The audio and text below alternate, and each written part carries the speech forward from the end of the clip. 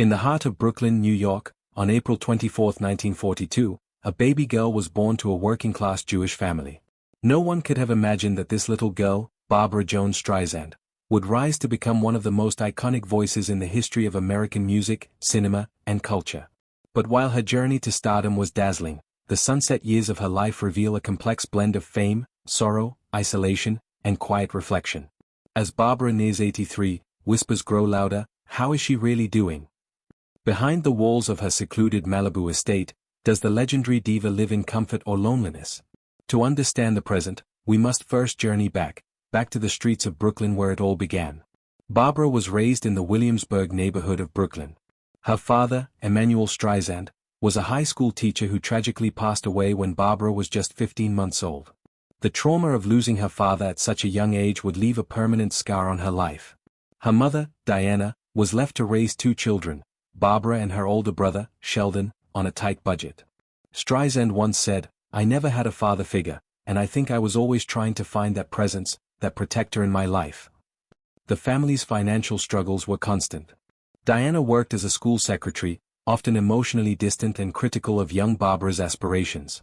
She discouraged her daughter's early interests in performing, perhaps from fear that the world would be too harsh. But Barbra was determined to prove her wrong. She attended Erasmus Hall High School in Brooklyn, where her talent first started to shine. Though considered an outsider by most of her peers, she began to show signs of raw genius, particularly in singing. Her classmates included Neil Diamond, and even then, she stood out. According to reports, she rarely fit in but always stood tall, confident in her voice and her ambitions. Barbra Streisand never had the conventional beauty standards that Hollywood praised in the 1960s. Her nose was prominent, her voice too commanding, and her manner unapologetically strong. But it was this very defiance of norms that made her magnetic. She started performing in nightclubs and small venues in Manhattan, where her unique voice captivated audiences. By the age of 20, she was a fixture at the Bonsoir nightclub in Greenwich Village. Word spread quickly, and in 1962, she made her first TV appearance on The Tonight Show with Jack Paar. By 1963, her debut album, The Barbra Streisand Album, had earned 2 Grammy Awards and established her as a formidable new talent. Despite her soaring success, Streisand remained emotionally guarded, wary of trusting the industry that embraced her. Barbra's Broadway debut came with I Can Get It For You Wholesale, 1962, and soon after, she starred in Funny Girl, both on stage and in its 1968 film adaptation. The role of Fanny Brice fit her like a glove, funny, vulnerable, stubborn, and undeniably talented. That same year, she won an Academy Award for Best Actress, catapulting her into Hollywood royalty.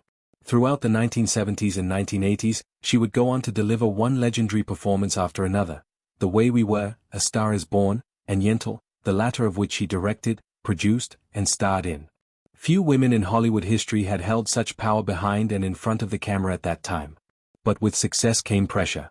In her memoir, My Name is Barbra, Streisand revealed that she struggled deeply with anxiety, self-doubt, and a constant sense of isolation, even at the peak of her fame. Barbra's love life was often under a microscope. She married actor Elliot Gould in 1963, and they had one son, Jason Gould, born in 1966. Their marriage ended in 1971. Later relationships included high-profile figures such as Pierre Trudeau, former Prime Minister of Canada, Don Johnson, and tennis star Andre Agassi. But it wasn't until 1998 that she found lasting love with actor James Brolin, whom she married in an intimate ceremony at her Malibu estate. Though their marriage is still intact as of 2025, recent reports suggest that Barbra has become increasingly withdrawn, even from close friends and family. Her once busy social life has been replaced with solitude, gardening, and days spent in quiet retreat. Her son, Jason, a singer and actor himself, remains close, but their relationship has not been without tension, mostly over Streisand's overwhelming protectiveness.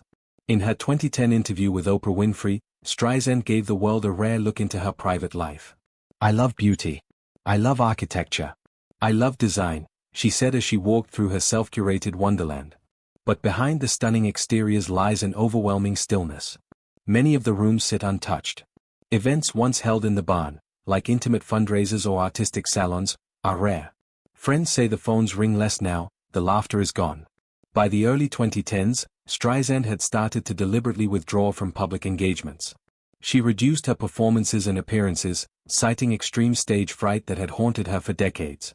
In fact, after a botched note during a Central Park performance in 1967, she suffered such anxiety that she stopped performing live for 27 years.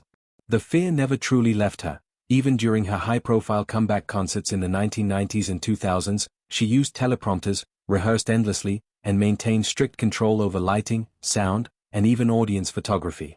Her last significant live concert tour was in 2016, titled Barbra, The Music, The Memories, The Magic, and was intended as her farewell. As she told one journalist, "I need peace now. I've earned my silence." By 2025, Streisand's public appearances are exceedingly rare. When she does speak, through interviews or carefully composed posts, it's almost always on serious political matters or in support of causes close to her heart. Her voice, once a constant in pop culture, now speaks only when she chooses. Barbra Streisand is as well known for her political activism as she is for her artistic work. A lifelong Democrat, she has supported figures like Bill Clinton, Barack Obama, Hillary Clinton, and Joe Biden. Her political opinions are strong, unfiltered, and rooted in a deep sense of justice. Her outspokenness, especially on social media, has at times drawn ire from conservative circles, but Barbra has never backed down from confrontation. "I'm not afraid to be called names," she once said. "I've been underestimated my whole life." In recent years, however, her political statements have become less frequent. Her social media is now managed mostly by her team, and her long public essays have given way to quiet concerns shared in private letters or charitable donations. It's not so much that she's lost her passion, it's that she's grown weary. She's tired, one close friend revealed anonymously. She's tired of screaming into a void that doesn't listen. Physically, Streisand has remained active for much of her life. She's credited her longevity to a largely vegetarian diet, regular walks along her private beach, and yoga. But aging, even for the wealthy and iconic, is inevitable. Though she's kept health matters largely private, several close sources have revealed that in the past 5 years, Streisand has struggled with increasing arthritis affecting her hands and knees. She reportedly uses customized orthopedic chairs throughout her home and receives regular physical therapy at her estate. Hearing loss has also become an issue. While it hasn't affected her speaking or musical appreciation much, it has contributed to her increasing desire for silence. "She's in good shape for her age," one source said. But emotionally, that's where the cracks are starting to show. Barbra's past is filled with the loss of people she loved deeply: her father, her mentors, her peers. She was devastated by the deaths of Marvin Hamlisch, composer of The Way We Were, Donna Summer, and composer Michel Legrand. Her longtime manager, Marty Ehrlichman, who guided her for over 5 decades, retired quietly. Friends note that since then, she hasn't truly replaced him. Trust is rare in her world. Even her mother, with whom she had a complex and often strained relationship, haunts her thoughts. In many interviews, Barbra has hinted at unresolved emotions. "She never believed in me," she once told James Lipton. "Even when I made it, I don't think she ever truly saw me." Now, with fewer people left from her past, Streisand spends more time in the memorabilia room she once avoided. Her underground mall is no longer just an eccentric escape, it's a mausoleum of memories. Streisand's only child, Jason Gould, is now in his late 50s. Their bond has deepened over time, especially after Jason came out as gay in the 1990s. Streisand was publicly supportive, even directing the film The Mirror Has Two Faces as an emotional expression of unconditional love. But like any relationship, theirs has had difficulties, mostly rooted in Barbra's perfectionism and desire to protect. Friends say she worries excessively about Jason's health, privacy, and career. She reportedly checks in with him daily, even now. And yet, the one thing Streisand cannot control is time. As she contemplates her legacy, she has voiced concern about the future of her estate, her recordings, and her image. "What happens to your work when you're gone?" she asked in her 2023 Vanity Fair interview. "You spend a lifetime building something, and then..."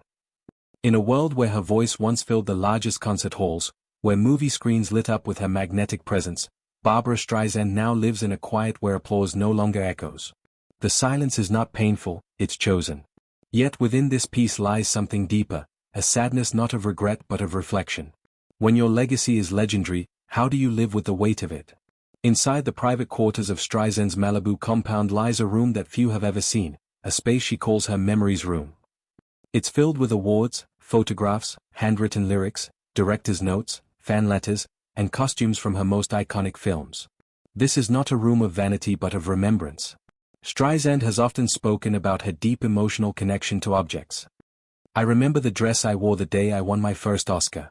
I remember the smell of the room, the flowers, the fear. In recent years, she spent more and more time in this space.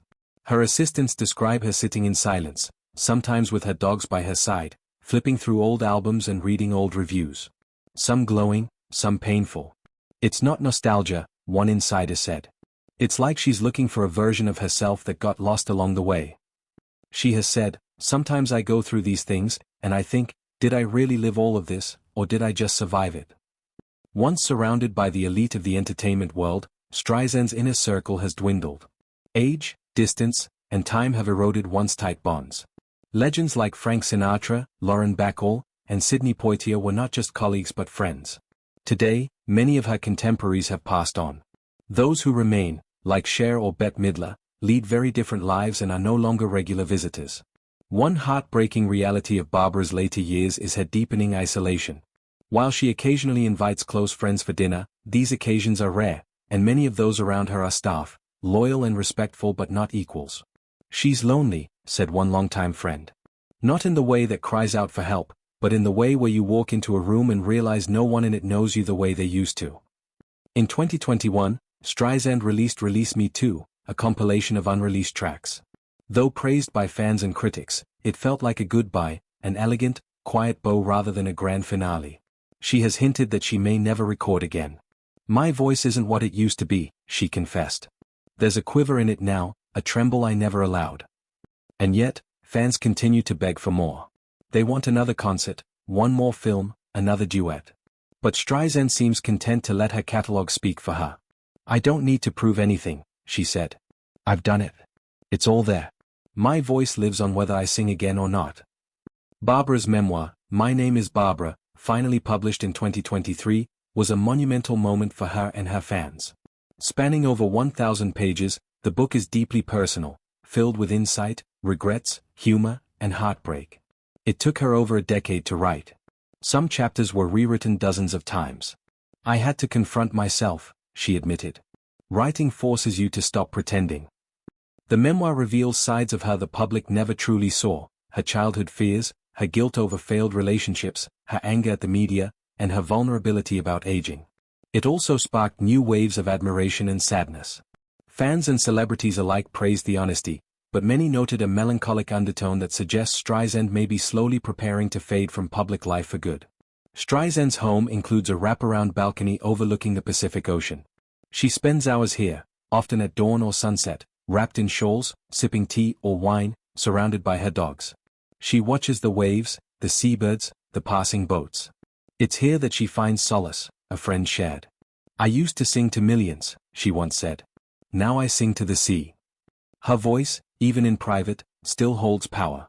Her staff has described catching moments when she hums softly to herself, often tunes from Yentl or Funny Girl, songs that feel like fragments of another lifetime. But her laughter is rare now. The joy of performance has been replaced with introspection. The spotlight that once chased her now shines elsewhere, and Streisand seems okay with that. Despite her retreat, Streisand remains adored across the world. Fan clubs thrive online, tributes pour in daily, TikToks, Instagram Reels, YouTube covers. Young singers still cite her as their ultimate inspiration. She reads fan letters every week. Some she responds to, many make her cry. I never realized how deeply I touched people, she once said. I was too busy protecting myself. Her fans, old and new, feel the distance, but they understand. 4 decades, Barbra gave the world her voice, her heart, and her brilliance.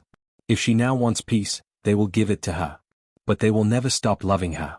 Streisand has not yet made any public announcement about retirement or end-of-life plans, but those closest to her say she is preparing in quiet ways. She's organized her archives. She set up the Streisand Foundation to continue her philanthropic work in climate, women's health, and social justice. She's instructed how her estate should be handled, what should be preserved and what should be left to fade. She wants to be remembered as more than just a singer, a close confidant shared. She wants to be remembered as someone who tried to make the world better. Barbra Streisand married actor James Brolin in 1998. Their marriage, now spanning more than 25 years, has endured quietly and with little public drama, a rarity in Hollywood. She met him at just the right time, said a close friend. After decades of heartbreak, mistrust, and intense relationships, Barbra found someone who didn't want to outshine her, fix her, or use her. He just loved her. The couple spends most of their time at home, enjoying the simplicity of their routines, gardening, watching old films, cooking together. Streisand, once a woman driven by ambition, now finds peace in the mundane. But even in this comfort, there are shadows. Friends have noted that Streisand fears becoming a burden to Brolin as her health changes. She has written private letters to him and to Jason, should the day come when she is no longer able to express herself. She's preparing, the friend said. Always in control, even in her exit. Barbra Streisand's philanthropic work is often overlooked but is among her proudest achievements. She's donated tens of millions of dollars to causes such as women's cardiovascular health, climate change and clean energy, civil rights and voting rights, mental health initiatives, and Jewish cultural preservation. Her work with the Barbra Streisand Women's Heart Center at Cedars-Sinai Medical Center has saved lives. She's written checks, funded studies, and even anonymously covered hospital bills for patients. In one interview, she said, "I sang songs that people loved, that was a gift. But if I can help save lives, that's my legacy." And yet, she rarely attends galas, avoids public fundraisers, and has quietly turned down honors in recent years. For Streisand, giving has never been about praise, it's about impact. Those closest to her say Streisand has slowly been letting go. She's begun donating personal items from her wardrobe and memorabilia to museums. She has curated a private video for her family to watch after her passing. Her archives, film reels, audio recordings, love letters, stage notes, are being digitized for public release when the time is right. In a quiet room in her home, there's a folder labeled "When I'm Gone." Inside are letters, to her son, to Brolin, to longtime friends, and even to fans. Each letter, handwritten, is filled with gratitude, remorse, advice, and love. If you've loved Barbra Streisand's music, her films, her strength, and her soul, now is the time to honor her legacy. Share her story. Remember her magic. And celebrate her humanity. Like this video, subscribe for more life stories, and comment below your favorite Barbra moment.